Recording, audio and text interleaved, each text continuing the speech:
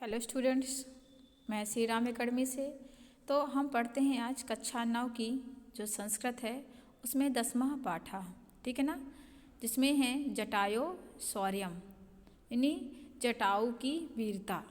जटायो शौर्यम यानी जो जटायु था, जटायु आप जानते होंगे जो सीता जी को बचाया था जब रावण ले गया था, हरण करके ले जा रहा था उस समय, है उस जटायु की बात की गई है ना। तो जटायु की वीरता, तो इसको लिखा है वाल्मीकि रामायणात में, ठीक है ना।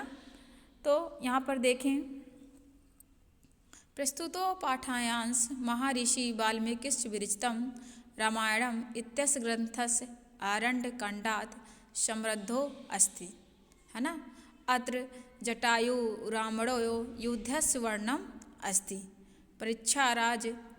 पक्षीराज जटायु पंचवटीकानेन विपल्लनं सीता करुणकन्दनं श्रुत्वा तत्र गच्छन्ति। इस प्रस्तुत पाठ में महर्षि वाल्मीकि द्वारा रचित रामायण इत्यस्य के ग्रंथ में आरण्य कांड में कहते हैं, आरण्य कांड से लिया गया है ना। उस समय अत्र जटायु रावणो युद्धस्य वर्णनम्, उस समय जटायु और रावण के युद्ध का वर्णन इसमें किया गया है। जब सीता का अपहरण करके रावण लिए जा रहा था, तभी सीता करुण क्रंदन कर कर, है ना, पक्षीराज जटायु पंचवटीकने विलप्ता सीता करुण क्रंदन श्रुत्वा अत्र गच्छति। तब क्या होता है, करुण क्रंदन सीता करके, ठीक है ना, पक्षीराज जटायु को उनकी रक्षा के लिए रावण से युद्ध करते हैं, ठीक है ना। जटायु जो है रावण से युद्ध करते हैं। युद्ध के समय महाबली जटायु अपने तीखे नखूनों से, पंजों से रावण के शरीर में अनेक घाव कर देता है, ठीक है ना। सीता प्रहणे निरंतर रावणम तस्मात् निंदकर्मणा नित्यवृत्तया प्रबोधयति प्राश्च अपरिवर्तिति मति रावणम तमेव अपाशारयन्ति ततः पक्षीराज तुंडेन पदाभश्च प्रहारन्ति स्वनखै रावणस्य गायत्री विदारयति एवश्च बहुविधा क्रमेण रावणं भग्नदन्द्वा हत सारथि हतश्व व्रणी विरथश्च सज्जातः और खगा दीपस्य पुनः पुनः अतिप्रहारय व्रणी महाबली रावणा मूर्छितो भवति, ठीक है ना।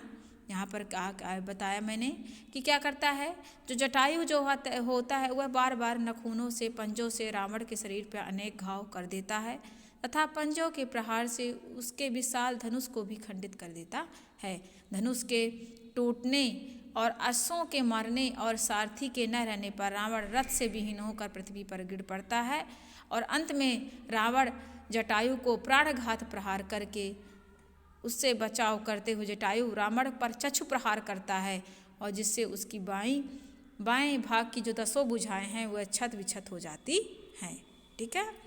तो और फिर क्या होता है, वह मूर्छित हो जाता है, ठीक है, कौन, जटायु। तो अब यहाँ पर हम पढ़ेंगे पहला पद, ठीक है ना। सा तदा करुणा वाचो विलंपति सुदीखिता वनस्पति गंतम ग्रधम ददर्शयति लोचना, ठीक है ना। ददर्शयति तदा मीस होता है तब, और आयात लोचना मीस होता है बड़ी बड़ी आँखों वाली और विशाल, जिसे विशाल नेत्र युक्त भी कहेंगे। और करुणावाच मीस करुणामयी वाणी से, ठीक है ना। सुदुखिता मीस होता है अत्यंत दुखी, विलंपति मीस होता है विलाप करती हुई सीता, और वनस्पति गीतम मीस होता है वृक्ष पर बैठे हुए गृध, है ना। और गृधम मीस होता है गिद्ध, है ना, जिसे जटायु का नाम दिया गया है। अपक्षी विशेषम ददर्श मीस देखना होता है या पश्चात मीस भी देखना होता है, ठीक है। हम इसका अर्थ बताएंगे कि सा तदा करुणा वाचो विलंपति सुदुखिता वनस्पति गीतम गृधम ददर्शयति लोचना, ठीक है ना। यहाँ पर क्या होता है, तब उस बड़ी बड़ी आँखों वाली करुणामयी वाणी से विलाप करते हुए अत्यंत दुखी सीता वृक्ष पर बैठे हुए गिद्ध को क्या करती है, जटायु को पुकारती है अपनी दुखी वाणी से, ठीक है ना। वनस्पति ग्रधम ददर्श यत लोचना, और देखती है जटायु को और उसे अपनी सुरक्षा के लिए, रक्षा के लिए क्या करती है, पुकारती है। क्या पुकारती है? जटायो पश्य मामारयाय, जटायो पश्य मामारयाय ही मारा मानाथवत अन्येन राक्षसे सेंदान करुणाम पाप कर्मणा। ठीक है ना। आर्य जटायो, है ना, क्या कहती है? आर्य जटायो पश्चिमामर्ण हिड़ामार, है ना, हे अदरणीय जटायु, हे आर्य जटायु, इस पाप कर्म करने वाले राक्षस राज को, है ना, इन राक्षस रांदेड़ सिंदेन करुणा पाप कर्मणा, है ना, इस पाप करने वाले राक्षस राज को रावण के द्वारा अनाथ के समान अपहरण की जाती हुई मुझ दुखी को देखो, है ना। क्या कहता है, क्या कहती हैं कि मुझ दुखी को देखो। इसलिए कहा गया कि जटायो पस मामर हिड मारनाथ वात अनेन राक्षसेड़ करुणम पाप कर्मणा। ये पाप करने वाला जो राक्षस है ना, उससे मुझे क्या करो, बचाओ, हे जटायु, हे आर्य, मुझे बचाओ। फिर इसके बाद देखो तीसरे नंबर में क्या होता है कि तम शब्दम वसु सुप्त सतु जटायु यूरथ सुश्रुवे निरीक्षणम रावणम क्षिप्रम वदेही चा ददर्श शा, है ना। ददर्श मीस होता है देखना, अथ मीस इसके बाद अवसुप्ता मीस होता है सोए हुए शयन किए हुए, है ना, इसलिए सुश्रुवे। निरीक्ष मीस होता है देख कर, दृष्टवा मीस भी देखना होता है, पश्च मीस भी देखना होता है, और क्षिप्रम मीस होता है शीघ्र ही, वैदेही मीस सीता को वैदेही कहा गया है, ददर्श मीस देखना या पश्चात। ठीक है ना। तो ता शब्द तम शब्दम वशु सुप्तासु जटायुयूर्था सुश्रुवे निरीक्ष रावणम क्षिप्रम वदेही चा ददर्श सा। इसके बाद सोए हुए जटायु ने उस शब्द को सुना और उसने रावण को देखकर शीघ्र ही सीता को देखा, रावण को देखा और शीघ्र ही सीता को भी देखा। तथा चौथे में देखिए, तथा पर्वत संग्रम भस्ति क्षण तुंडा खगोतम वनस्पतिगता श्री मान्यवा जाहरा शुभम गिरा। ठीक है ना। तथा पर्वत संग्रम तीक्ष्ण तुंडम खगोतम वनस्पतिगतम श्रीमान शुभम गिरम व्यजाहारा। मतलब देखिए यहाँ पर पर्वत संग्रम भस मतलब तो पर्वत के शिखर के समान शोभा वाले, है ना, गिरि शिखर कांत को बोल रहा है। तीक्ष्ण तुंड मतलब तीक्ष्ण पैनी चोंच वाले। खगा मीस पक्षी होता है, ये आप भी जानते हैं। वनस्पति मीस यहाँ जहाँ वृक्ष आदि लगे रहते हैं, वृक्ष स्थित रहते हैं। श्रीमान मीस शोभा से युक्त, और गिरि मीस होता है पर्वत। व्यजाहार मीस कहा, और शुभाम मीस सुंदर। ठीक है ना। तो इसका जो अर्थ है वो इस प्रकार से है कि ततः पर्वत श्रृंगा भस्ति क्षुणोत्तम खगोतम, है ना, कि इसके पश्चात पर्वत के शिखर के समान शोभा पाने वाले तीक्ष्ण पैनी चोंच वाले, कौन? जटायु। पक्षियों में श्रेष्ठ वृक्ष पर स्थित शोभा से युक्त जटायु सुंदर वाणी में कहा। क्या कहा? श्री मानवांचरम शुभम गिरम, इस सुंदर वाणी से कहा। क्या कहा? कि निर्वतया मतिम नीचम पारदारभि मर्शनात् ता तत्समाचरे दीरो यत पर्यो अश्यम विहर्गेत, है ना। क्या कह रहा है जटायु कि पारदार भी मशनात नीचम मति निर्वताय और धीरा ततना समाचरेत यत परम अश्य सा विग्रह एत, है ना। पारदार भी मरसान मतलब होता है पराई स्त्री से स्पर्श, और नीचा मति मीस होता है नीच बुद्धि। किसको कह रहा है? रावण को कह रहा है। निर्वताएं मीस मतलब रोको या मना करो। धीर मीस होता बुद्धिमान, और समाचरित मीस आचरण करने वाला। ठीक है ना। परा मीस दूसरे लोग को, अश्य मीस होता है इसकी, और निर्गेत मीस होता निंदा करनी।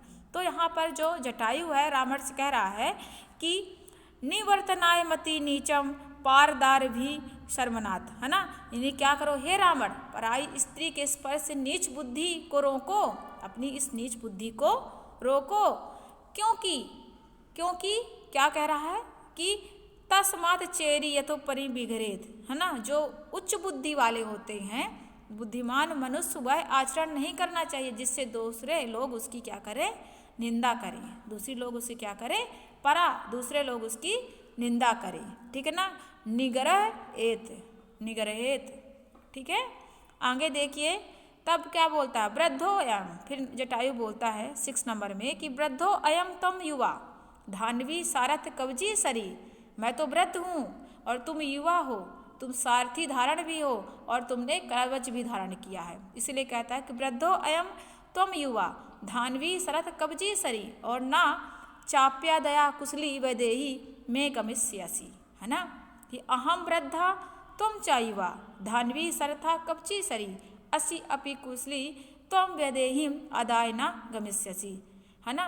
तो धनुर्धर, धान्वी मीस और सरथ मीस सरथ को धारण करने वाला, कवची मीस कवच धारण करने वाला, है ना। तो देखिए इसका अर्थ कि हे रावण, मैं बूढ़ा हूँ, तुम जवान हो, तुम धनुर्धर हो, तुम रथ के साथ हो, कवच धारण किए हुए भी हो, पर बाण को भी लिए हुए हो, पर मेरे सकुशल जीवित रहते तुम सीता को लेकर यहाँ से नहीं जा सकते हो। ऐसा कौन बोलता है? जटायु बोलता है रावण से। ठीक है ना।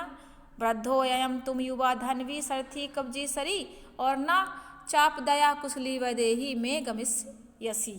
ठीक है ना, मेरे रहते हुए तुम क्या करे, वैदेही को नहीं ले जा सकते हो। ठीक है ना। फिर आगे देखिए 7वें में, तस् तीक्ष्ण नखायाभ्यम तू चरना भयाम महाबला चकार बहुधा गात्रे व्राणा पंतग सत्तम, है ना। इसका अन्वय देखिए, मैं बता रही हूँ कि महाबला पतंग सतम तू तीक्ष्ण नखायम और चरणाभ्याम तस् गात्रे बहुधा वर्णान चकार, यानी महाबला का मतलब होता है महान बलशाली, यानी बहुत बल वाला, और पतंग सत्तम में पक्षियों में श्रेष्ठ, और तीक्ष्ण नखा में जिसके तीखे नखून हो, नुकीलेदार, और गात्रे मीस होता है शरीर, काया गात्र ये क्या होता है, शरीर ही होता है। बहुधा मीस बहुत से, और व्रणान मीस होता है घावों में, है ना, और चकार मीस होता है कर दिया, यानी कि उसमें क्या कर दिया, अपने नखों से प्रहार कर दिया, है ना। तो तस तीक्ष्ण नखायम तू चरणाभ्याम महाबला चकार बहुधा गात्रे, है ना, वर्णात पतंग सत्तम, इन्हीं महान बलशाली पक्षियों में श्रेष्ठ जटायु ने तीक्ष्ण पैने नखून वालों से पंजों से रावण के शरीर पर बहुत सारे घाव कर दिए। ठीक है ना। अब 8वें में देखिए, तस्सो अस्य स्वा इस परसरम चापम मुक्तम मणि विभूषितम चरणाभ्याम महातेजा बभज पतंगेश्वरा, तथा महातेजा पतंगेश्वरा और चरणो भयम मुक्ता मणि विभूषिता सा सरम चापम बभज, ये क्या है, अन्वय है। तो देखिए महातेज मीस होता है महान तेजस्वी, है ना, महान तेज वाला, पतगेश्वर मीस होता पक्षी राज जटायु, और चरणाभ्याम मीस होता पंजों से, पदाभ्याम जिसे बोलते हैं, मुक्ता मणि विभूषिता मीस मोतियों और मणियों से सुसज्जित, मुक्ता मणि विभूषिता मीस होता है कि मोतियों और मणियों से सुसज्जित, आशा शरणम मीस होता बाणों से युक्त, और चापस मीस होता धनुष या धनु, और बभज मीस होता है तोड़ दिया। ठीक है ना। तो तातो अस परम चापम मुक्ता मणि विभूषितम चरना भयाम महातेजा बभज पंतगेश्वरा, मतलब उसके बाद महान तेजस्वी पक्षी राज जटायु ने अपने पंजों से इस रावण के मोतियों की मणियों से सुसज्जित बाणों से युक्त धनुष को तोड़ दिया। ठीक है। अब देखिए 9वां में क्या देखेंगे, सा भग्न धवा विरथो हता सबो हत सारथी तमेन भिज घनासु जटायु क्रोध मूर्छिता। ठीक है ना। सा भग्न धवा विरथा हताश्व हत सारथी रावणा वैदेही अंकेन अदाय भुवि, है ना, अंकने वैदेही पापात भुवि रावणम, मतलब भग्न धवा मतलब टूटे हुए धनुष वाला, है ना, विरथ मीस होता रथ से विहीन, और हताश्व मीस मारे हुए घोड़े वाला, और हत सरथ मीस होता है मारे गए सारथी वाला, और वैदेही मीन्स सीता, अंकेन मीन्स होता है गोद में, अदाय मीन्स लेकर, भूव मीन्स पृथ्वी, और पापात मीन्स होता है गिर पड़ा, यानी पृथ्वी पर गिर पड़ा। तो इसका हिंदी अर्थ ये होगा कि सा भग्न धवा विरथो हतास्वो हत सरथी तालेन भिज घनासु जटायु क्रोध मूर्छिता। ठीक है ना।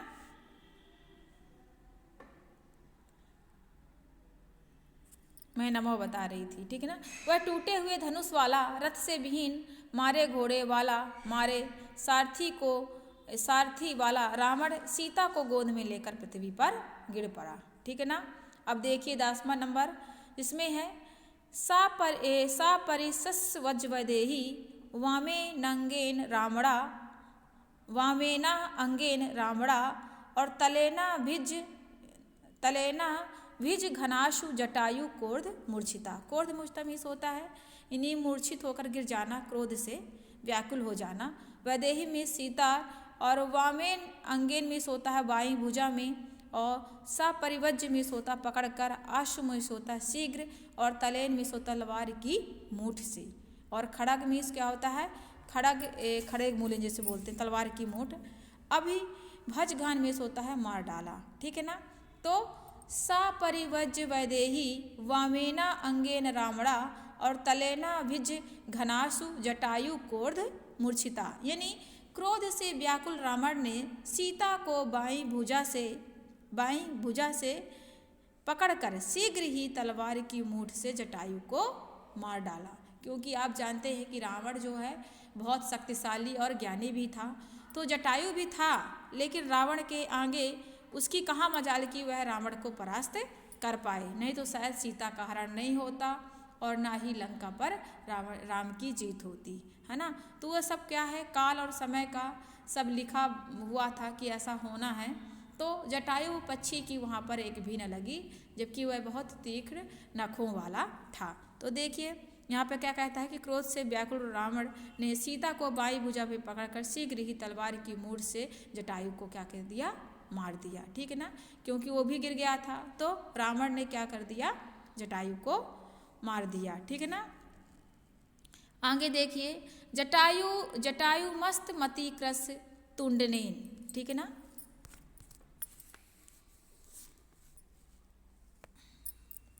जटायु मस्त माति क्रम तुंडे नास खगा दीपा वाम बहु हुंदसा तदा व्यापार मंदिरम। ठीक है ना। इस तरह से क्या करता है कि वह क्या करता है, जटायु शत्रुओं को नष्ट करने वाला, है ना, शत्रुओं को नष्ट करने वाले पक्षियों के राजा जटायु ने तब अपनी चोंच से उस पर आक्रमण करके इसकी बाईं युवा किसकी रावण की बाईं ओर की 10 भुजाओं को उखाड़ दिया। ठीक है ना। उसकी बाईं भुजा को उखाड़ दिया था। ठीक है ना। तो अतिक्रम में आक्रमण करके, अंधिरम में शत्रुओं को नष्ट करने वाले, और इसकी बाईं भुजा इन्हीं की शत्रुओं के, देखिए जटायु मस्ती त्रिक्रम तुंडे नास खगा दीपा और वाम बहु उन दशा तदा व्यापार हरदिरम, है ना। यानी क्या किया, शत्रुओं को नष्ट करने वाले पक्षियों के राजा जटायु ने तब अपनी चोंच से उस पर आक्रमण करके इसकी बाईं और 10 भुजाओं को उखाड़ दिया। ठीक है। उसने भी जब उसको मूर्छित कर दिया, मार दिया, तो जटायु ने भी रावण को क्या किया, आघात पहुंचाया उसकी वायु भुजा में, है ना। यानी कि इस जो जटायु की वीरता का यहाँ पर वर्णन किया गया है, जो वाल्मीकि रामायण से लिया गया था। ठीक है ना। यहाँ पर लगातार जो जटायु है अपनी वीरता, अपनी शौर्य का प्रमाण देते हुए सीता को बचाने का भरकस प्रयास किया। लेकिन मैं आपको पहले भी बता चुकी हूँ कि जो रावण था वह मनुष्यों में श्रेष्ठ और प्रकांड पंडित था, इसलिए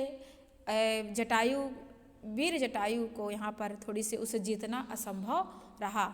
लेकिन यहाँ पर जितने भर पद दिए गए हैं, है ना, तो उन पर सभी में क्या किया गया है, जटायु की वीरता का शौर्यपूर्ण वर्णन किया गया है। ठीक है ना। तो इसके अर्थ जो ये 10 पद हैं, इसके अर्थ हम आपको लिखाएंगे और इसके प्रश्नोत्तर, एक वाक्यन एक पदेन, और इसमें जो प्रत्यय हैं, है ना, इस पाठ में प्रत्यय है, संधि विच्छेद है और पर्याय शब्द हैं, पर्यायवाची हैं। ठीक है ना। इस प्रकार से और विलोम शब्द भी हैं और विशेषण और प्रयुक्त संयुक्त वाचनी रचत है। इसमें सारी चीज़ों को हम आपको क्या करेंगे, PDF के माध्यम तक आप तक सेंड कर देंगे। धन्यवाद स्टूडेंट्स।